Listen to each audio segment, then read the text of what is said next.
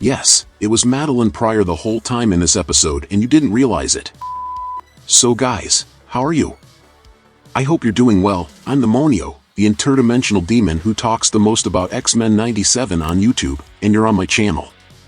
The episode begins with Gambit's funeral, and the first thing I found a little strange is Storm not being present, as it was a friend's funeral, and the episode makes it clear that some time has passed since the Genosha incident, as they are looking for the last survivors. Furthermore, the news that one of the X-Men was killed during the attack was most likely broadcast on TV, so why would Storm have chosen not to join her companions? And let's talk about the other thing that is confusing a lot of people. Jean Grey has her hair down, and many are thinking that this would be an indication that it was actually Madalyne Pryor, and that maybe they switched places.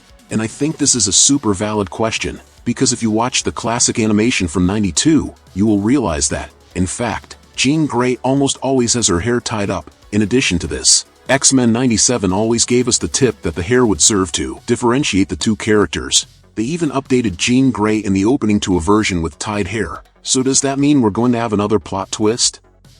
Well, I don't think so. There are several things in the episode that indicate that this is simply Jean Grey with her hair down. For example, in the opening she appears with her hair tied up. In addition, in the scene where Cable meets the X-Men he says that that is Jean Grey, and not her mother. And in the case of Cable, a character who came from the future, it is extremely unlikely that he is wrong. So let's take it easy with the theories.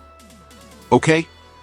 Right at the beginning of the episode, Rogue is invading an American military base, and meets General Ross. Yes, the same one as the Hulk. And for those who know the character a little better, you know that he is Red Hulk. Including in this scene, it begins flashing a red light, and the most excited fans were already thinking that there would be some transformation there. But calm down guys, he's not the Red Hulk yet in this universe. A few scenes later we have the biggest fan service of the episode, the scene we've been waiting for since that S.H.I.E.L.D. teaser, and he appears, to everyone's delight, and I must say it's really cool to see the heroes with this classic look. Captain America says who cannot collaborate, since he cannot interfere in another country, like Mexico. And this is the part where we pretend that the USA has never interfered in any other country. But okay, this appearance of Captain America, in practice, only it serves to show that there is a shared universe of animations, including in one of the battles, you can see a Stark Industries sign. So yes, the other heroes are in this world, and should eventually appear in the next seasons of the animation.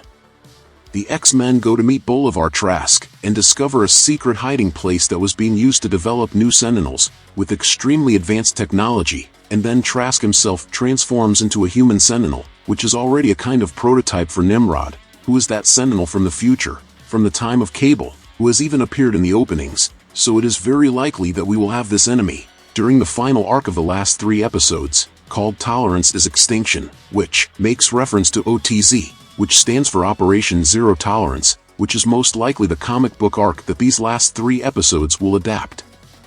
I just wanted to also comment that I really didn't think Rogue would let Bolivar Trask fall into the building, and if that happened, I imagine that Jean Grey would use her powers, and not let him fall, but whatever.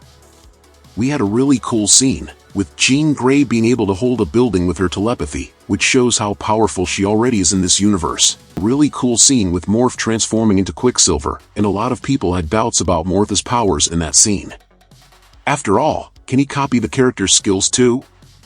And the answer is yes. He can mimic abilities that involve the physical body, such as strength, speed, resistance, toughness, but he cannot copy powers with external factors, such as Cyclops blasts or Jean's telekinesis. It is different from the powers of Mystique, which is usually just a visual thing. We had a scene with our dear Roberto, telling his mother that he was a mutant, and her telling him that she already knew, and that is a very relatable reaction, as it is not uncommon for a homosexual to reveal himself to his parents and for them to say they always knew, and that was a pretty cool metaphor. But at the same time everything gets a little strange when Roberto's mother says that he needs to hide the fact that he is a mutant from people, as that could harm his companies, and that it reminded me a lot of a scene from X-Men 2, in which Iceman's mother asks if he couldn't try not to be a mutant, and that's more or less what Roberto's mother says, but in a more subtle way, he tries not to be a mutant in front of people. And we finally find out who the big villain of the season is, Bastion, who is a recent villain, who has already given the X-Men a lot of trouble, and he is a kind of human sentinel. He is kind of a human machine, an android, something like that, and he's a kind of mutant hunter. His hatred for mutants is something that's already in his programming, and he's experimenting to create the perfect Sentinel. And we have a really good scene with him shaving Magneto when listening to the Purple People Eater, and since he is purple, we can say that it is a reference to himself, and this confirms the theory that Magneto was alive, and further reinforces the theory that Magneto will return to being a villain. But what about you? Are you excited about X-Men 97? What do you think of the latest episodes? Leave it in the comments, and if you liked the video, subscribe to follow the next content. Until next time my people, demonic hugs.